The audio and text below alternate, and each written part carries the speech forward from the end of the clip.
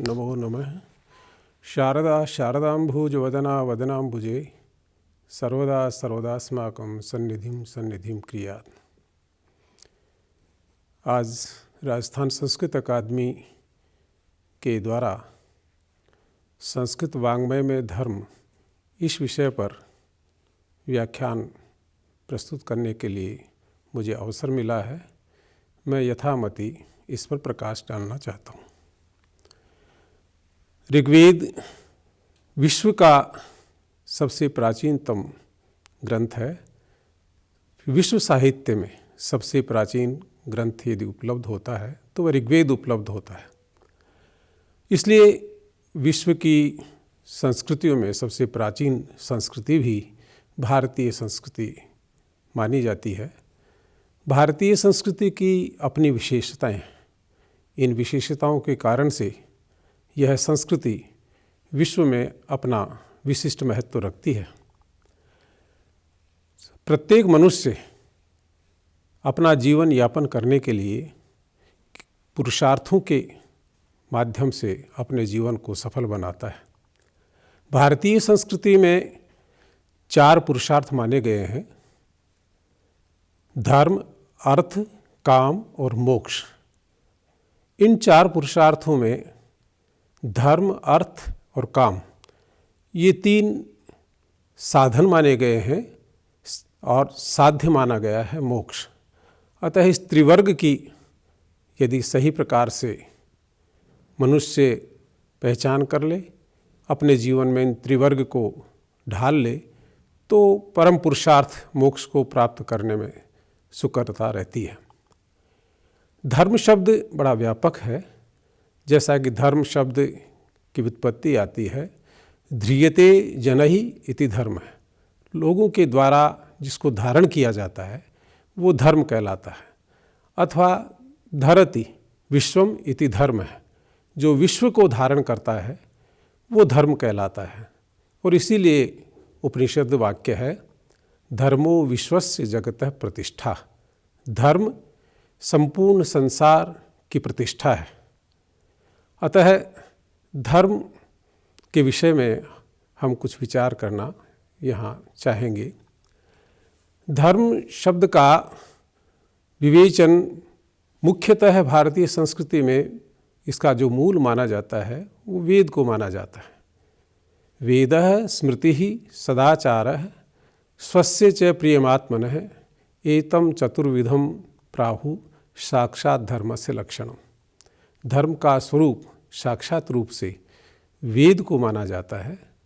वेद मूलक स्मृतियों को माना जाता है और सदाचार को माना जाता है और अपनी आत्मा को प्रिय लगने वाले कर्तव्य को माना जाता है। अतः वेद इन सब का मूल है। वेद से ही धर्म की उत्पत्ति मानी गई है। जैसा कि मोक्ष जो परम साध्य माना जाता है जीवन का, उसके लिए धर्म, अर्थ, काम इस त्रिवर्ग को स्वीकार किया जाता है। त्रिवर्ग की शुद्धि होनी चाहिए। उसमें अर्थ और काम भारतीय संस्कृति में ये कम महत्व के नहीं हैं, इनका भी परम महत्व है। अर्थ कामो निषेवेत। अर्थ और काम का सेवन करना चाहिए, उसकी मनाही नहीं है, किंतु धर्म से अविरुद्ध होना चाहिए। धर्म सम्मत अर्थ का संचय होना चाहिए। धर्म सम्मत काम का स्वीकार्यता होनी चाहिए, उसका अपलाप नहीं किया जाता है।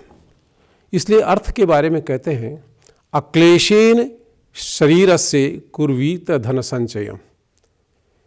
धन का संचय क्लेश रहित होना चाहिए। यात्रा मात्र प्रसिद्ध्यर्थम स्वय कर्म भी अगरहित। अनिंदनीय कर्मों के द्वारा संचित किया हुआ अर्थ मोक्ष का साधक होता है, वह उसमें बाधक नहीं होता है। क्योंकि पोष्य वर्ग के लिए अर्थ का संचय करना जरूरी है। पोष्य वर्ग अर्थात जो जिनका पोषण करने की आवश्यकता है, भरण पोषण जिनसे किया जाता है।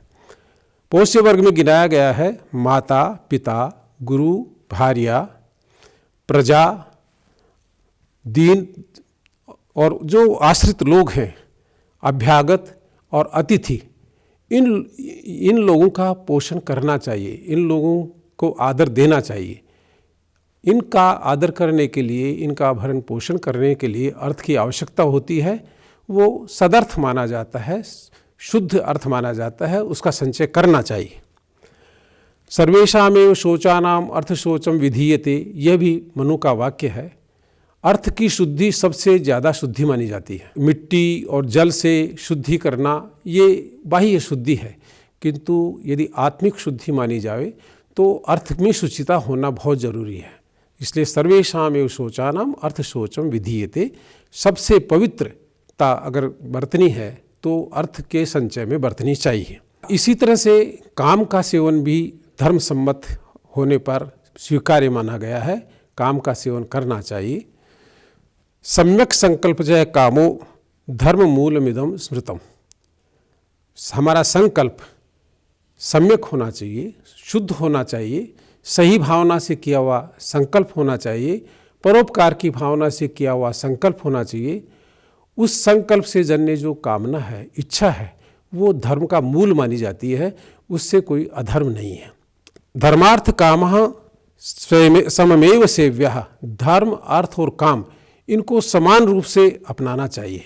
ऐसा नहीं है कि अर्थ और काम के लिए भारतीय संस्कृति में किसी प्रकार की न्यूनता दिखाई है। समान रूप से धर्म का संग्रह करना चाहिए, काम का सेवन करना चाहिए, अर्थ का संग्रह करना चाहिए, किंतु धर्म से विरुद्ध नहीं होना चाहिए। यस्त्वेक शक्तः स जघन्य मन्यते, यदि कोई अर्थ में ही आसक्ति रखता हो, कोई काम में ही आसक्ति रखता हो, तो आसक्ति भावना से अर्थ और काम का संग्रह ये जघन्य माना गया है। किंतु यदि धर्म मूलक अर्थ कमाया जाता है या धर्म मूलक काम अपनाया जाता है तो वह साधु माना जाता है, वह जीवन में संग्राह्य माना जाता है। परित्यजेत अर्थ कामो यौ स्याताम धर्म वर्जितो, जो धर्म से विरुद्ध है, ऐसे अर्थ और काम का परित्याग कहा गया है। धर्म सम्मत अर्थ और काम का सेवन करना चाहिए। इसलिए कहा है ऋतुकालाभिगाम स्यात् स्वदार निरतः सदा, मनुष्य को ऋतुकाल में स्त्री के साथ संपर्क करना चाहिए और स्वदार निरतः सदा, अब एक पत्नी व्रत होना चाहिए। अपनी पत्नी के साथ में ऋतुकाल में अवश्य संगम करना चाहिए। ये धर्म सम्मत माना जाता है, अन्यथा वह दोष का भागी होता है। तो धर्म सम्मत काम का सेवन हमारी भारतीय संस्कृति में इसको भी प्रधानता दी गई है। अब प्रश्न आता है कि अर्थ और काम धर्म से अविरुद्ध होने चाहिए, तो धर्म क्या है? क्योंकि महर्षि व्यास जी कहते हैं ऊर्ध्व बाहुर विरोमेश न च कश्चित शृणोति में, धर्माविरुद्ध है कामोस्मि, ऐसा गीता में भी वाक्य आता है। तो अर्थ और काम जो धर्म से विरुद्ध नहीं हो उन्हीं का सेवन करना चाहिए। तो फिर धर्म का ही मूल रूप से जो है सेवन करना मनुष्य के लिए बहुत अपरिहार्य हो जाता है, आवश्यक हो जाता है। धर्म के लिए कहा वेदोखिलो धर्म मूलम स्मृतिशीले च तद्वेदाम आचारश्चैव साधूनाम आत्मनस्तुष्टिरेव च, संपूर्ण वेद ये धर्म का मूल माना जाता है।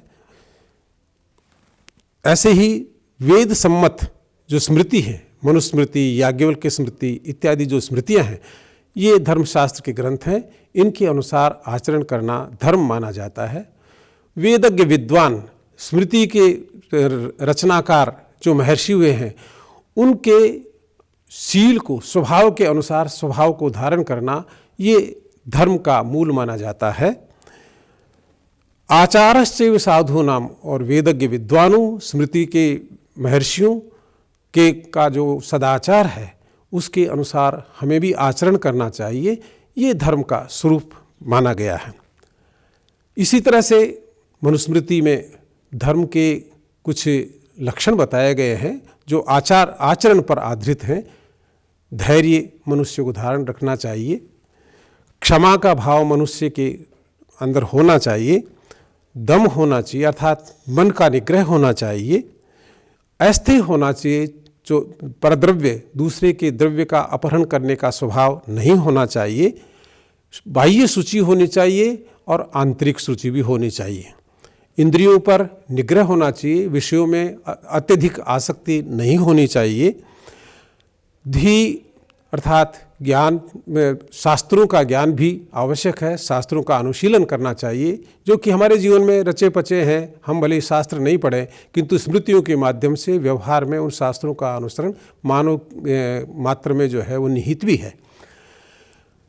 इसी तरह से विद्या को अपनाना चाहिए। विद्या कहते हैं आत्मज्ञान कराने वाले तत्व है। ऐसे तत्व के ज्ञान के लिए मनुष्य को प्रयासरत रहना चाहिए, सत्य का भाषण करना चाहिए और क्रोध का हेतु होने पर भी उसको नियंत्रित कर देना, ये अक्रोध कहलाता है। उसका भी हमें जो है स्वभाव बनाना चाहिए। ये धर्म के 10 स्वरूप बताए हैं, अर्थात आचार पर आधारित हैं। ये आचरण ऐसा होना चाहिए। दूसरा, जैसे शासन करने वाला जो शासक होता है, उसका भी अपना धर्म होता है कि दंड देना पड़ता है उसको। दंड से अनुशासन का पाठ सिखाया जाता है। दंड है शास्ति प्रजा सर्वा। शासक जो है प्रजा को दंड से अनुशासित करता है। दंड है एवं रक्षति, किंतु उसी शासक का, उसी राजा का जो दंड है वो प्रजा की रक्षा करने में भी काम आता है, वो उसका रक्षक भी होता है। दंड सुप्तेषु जागर्थी, और दंड ही जो है वो अनुशासन जो किया जाता है, उस अनुशासन की वजह से ही सोए हुए लोगों को जागृत किया जाता है, सुषुप्त लोगों को अपने कर्तव्य के प्रति जागृत किया जाता है। दंडम धर्मम विदुर्बुधा, इसलिए दंड को भी धर्म कहा गया है। किंतु वह दंड को देने का अधिकारी कौन है? ऐसा राजा जो समीक्षा पूर्वक जो है अपना आचरण करता है, अपने आचरण में ढालता है, वही दंड देने का अधिकारी भी माना गया है। इन सारे ये सब जो दंड धर्म का जो स्वरूप के विषय में जो चर्चा की जा रही है, ये सदाचार पर, आचरण पर, व्यवहार पर निर्भर करता है। किंतु वैशेषिक दर्शन जिसके रचयिता महर्षि कणाद हैं, जिन्होंने परमाणु के बारे में सबसे पहले जानकारी दी, उन्होंने कहा कि धर्म मनुष्य के जीवन में बहुत आवश्यक है और वो धर्म का स्वरूप बड़ा परिष्कृत स्वरूप देते हैं, जो व्यावहारिक और पारलौकिक दोनों तरह से उसका स्वरूप जो है वो जीवन में सफलता प्रदान करता है। उन्होंने कहा है कि यतोभ्युदय निःश्रेय सिद्धि स धर्म है। ऐसा आचरण करें, ऐसा कर्म करें, ऐसा व्यवहार करें जिसकी वजह से इस लोक में हमको उत्कर्ष प्राप्त होवे और परलोक में हमको मोक्ष की प्राप्ति होवे। इसलिए मनुष्य का व्यवहार, आचरण, सत्कर्म ये धर्म के स्वरूप निष्कर्ष रूप में माने जाते हैं। मीमांसा दर्शन यागादि को धर्म कहता है। यज्ञ यागादि करना ये स्वरूप धर्म की प्राप्ति में, मोक्ष की प्राप्ति में सहायक माने जाते हैं। यागादि के लिए याग की धूम पर्यावरण को बड़ा परिष्कृत करती है। आज के वैज्ञानिक भी मानते हैं कि ओजोन का अगर सबसे उपकारक और सबसे सहायक अगर माना गया है तो यज्ञ यागादि की धूम जो है उसमें बहुत महत्वपूर्ण मानी गई है। ये आज भी जो है सटीक बैठता है। अब धर्म को कौन जानता है, कौन जान सकता है, कौन उसका अधिकारी है, इसके बारे में मनोविचार करते हैं कि वेद और शास्त्र जो हमारे ऋग्वेद आदि वेद, चारों वेद हैं, और शास्त्र, इन शास्त्रों के विपरीत जो अपनी बुद्धि नहीं रखे और इनके अनुकूल तर्क के माध्यम से जो सीखना चाहता है, वो धर्म के बारे में विचार कर सकता है। प्रत्येक मनुष्य जो वेद विरोधी है वो धर्म के बारे में अपना मत देने का अधिकारी नहीं होता है। क्योंकि धर्म का संचय कैसे किया जाए, क्योंकि धर्म के बारे में हम समझते हैं, पर संचय किया कैसे जाए, ये कोई एक दिन की वस्तु नहीं है। एक दिन में धर्म का संचय नहीं किया जा सकता है।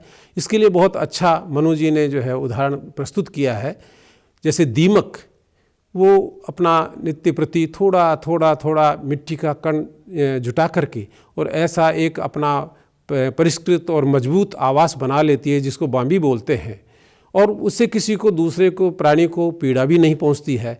उसी तरह से मनुष्य को नित्य प्रति अपना सदाचरण करते हुए, अपने सुकृत करते हुए, अच्छे कर्म करते हुए अपना व्यवहार दिखाना चाहिए, अपना जीवन यापन करना चाहिए। ये नित्य प्रति संग्रह करने का विषय है, न कि एक दिन में धर्म का संचय होता है। और धर्म ही एक ऐसी चीज़ है जो मनुष्य को के साथ जाती है।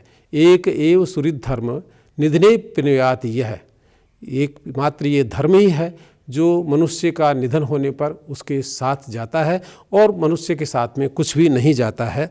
न माता पिता, पुत्र, दारा, जाति, बंधु कोई उसकी रक्षा नहीं कर पाते हैं। केवल धर्म ही उसका अंतिम यात्रा में भी जो है उसका सहायक हुआ करता है।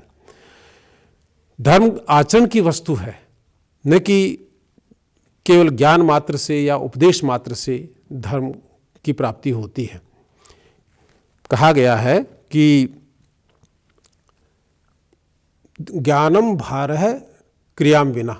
शास्त्र पढ़ लें, ग्रंथ पढ़ लें, ज्ञान अधिगत कर लें, प्राप्त कर लें, किंतु यदि आचरण में नहीं ढालें तो वह ज्ञान या वह शास्त्र धर्म प्रदान करने वाला नहीं होता है, धर्म का संचय नहीं कराता है।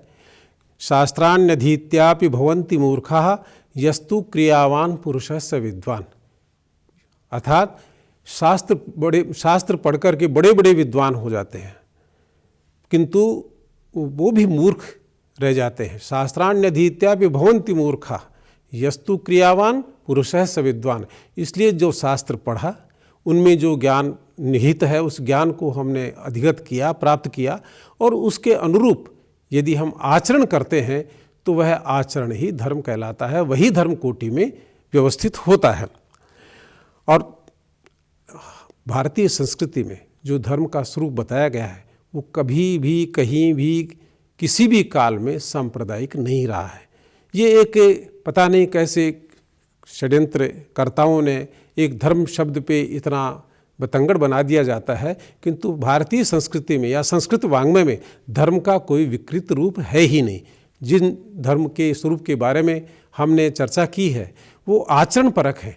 आचरण मनुष्य के शुद्ध होने चाहिए, आचरण मनुष्य के ऐसे होने चाहिए जिससे लोग प्रभावित हो, जनता प्रभावित हो, मनुष्य मात्र का कल्याण हो, वो हमारे यहाँ शास्त्रों में कहा गया है। इसके अलावा कोई विकृत स्वरूप धर्म का हमारे यहाँ नहीं कहा गया है, बल्कि बृहस्पति स्मृति में कहा गया है कि धर्मम यो बाधते धर्मो न स धर्म कथंचन।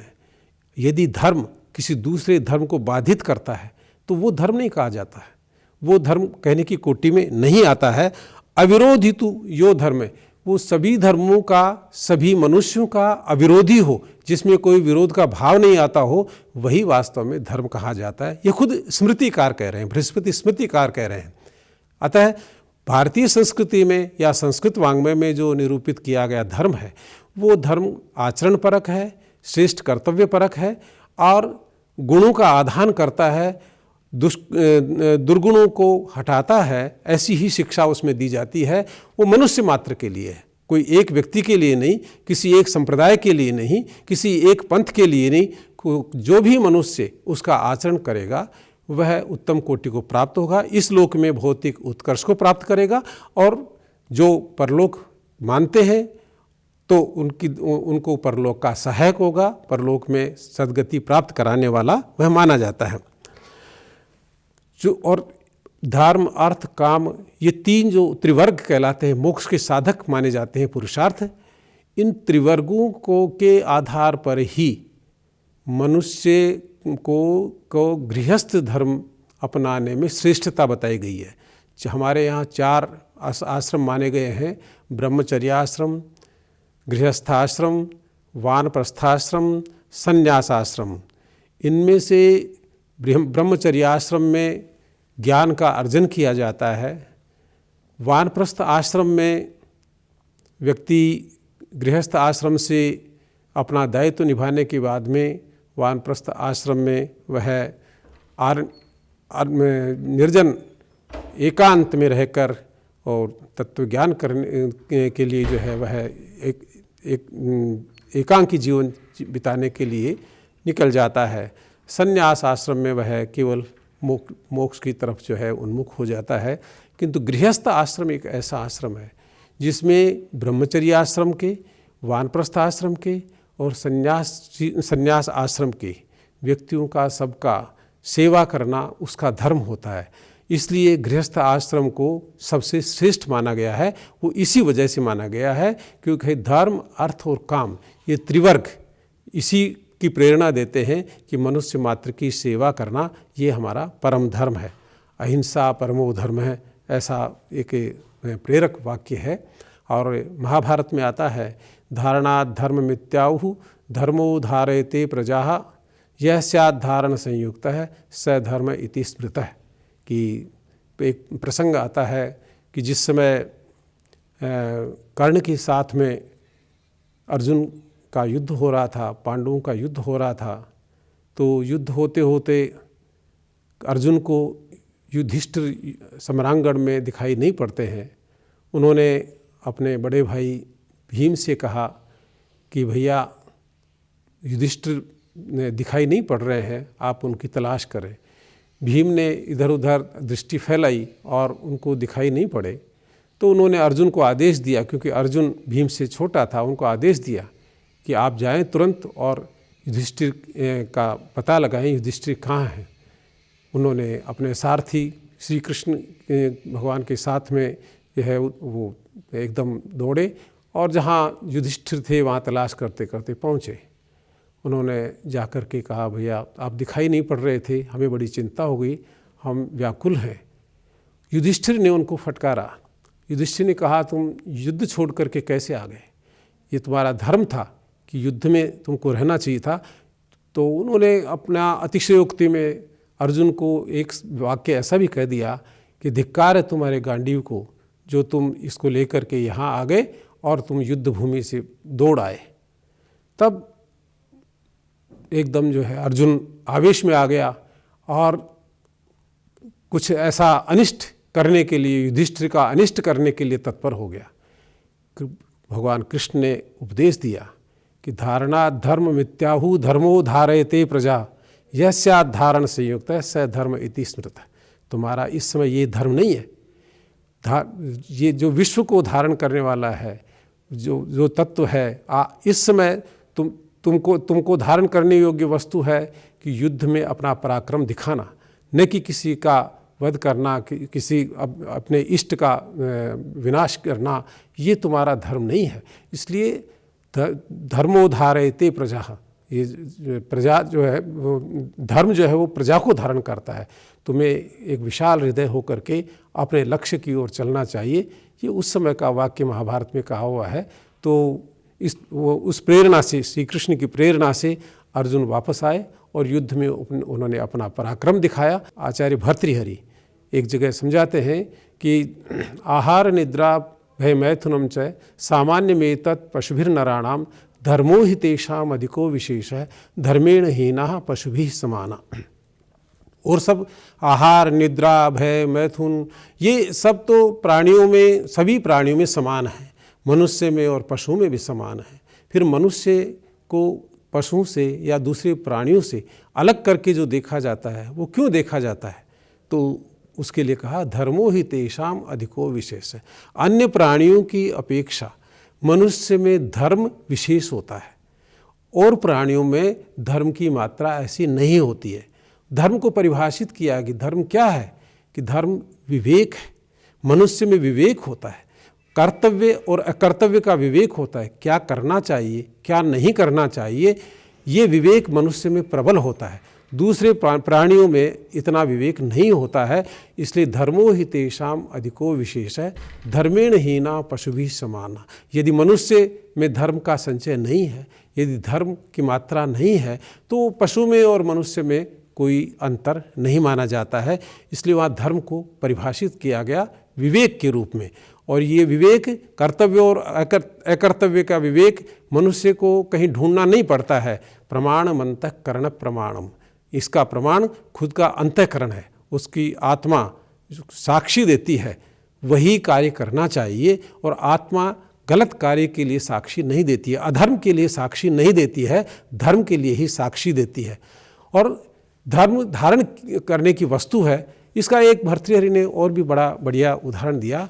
नहीं स्वरूपेण गौ, गौ को गौ क्यों कहते हैं? स्वरूपतः वो गौ नहीं है, ना भी अगौ, उसको गौ से भिन्न भी नहीं कह सकते क्योंकि वो गौ तो है, पर कैसे माने कि वो गौ है? गोत्वाभि संबंधातु गौ, उसमें गोत्व धर्म रहता है। मनुष्य को मनुष्य क्यों कहते हैं? मनुष्य को मनुष्य इसलिए कहते हैं कि उसमें मानवता होती है, मनुष्यता होती है, इसलिए उसको मनुष्य कहते हैं। ये मनुष्यत्व, ये गोत्व, ये उसके धर्म है। धर्म के बिना उस धर्म को धारण करने वाले की कल्पना तक नहीं की जा सकती है। इसलिए धर्म से शून्य कोई भी व्यक्ति, कोई भी मनुष्य अपने अस्तित्व को नहीं बचा सकता है। यदि वह अपने अस्तित्व को सही मायने में प्रस्तुत करना चाहता है तो उसको धर्म का आश्रय लेना पड़ता है। धर्म से ही मनुष्य का जीवन सफल होता है। इस मानव जीवन में धर्म को अपनाना अत्यावश्यक है, जिससे कि मनुष्य अपने जीवन को धन्य बना सके। आज मैंने अपने संक्षिप्त समय में अकादमी ने जो ये आयोजन किया है उसमें अपने विचार प्रकट किए। मैं अकादमी के पदाधिकारियों का धन्यवाद ज्ञापित करना चाहता हूँ। धन्यवाद।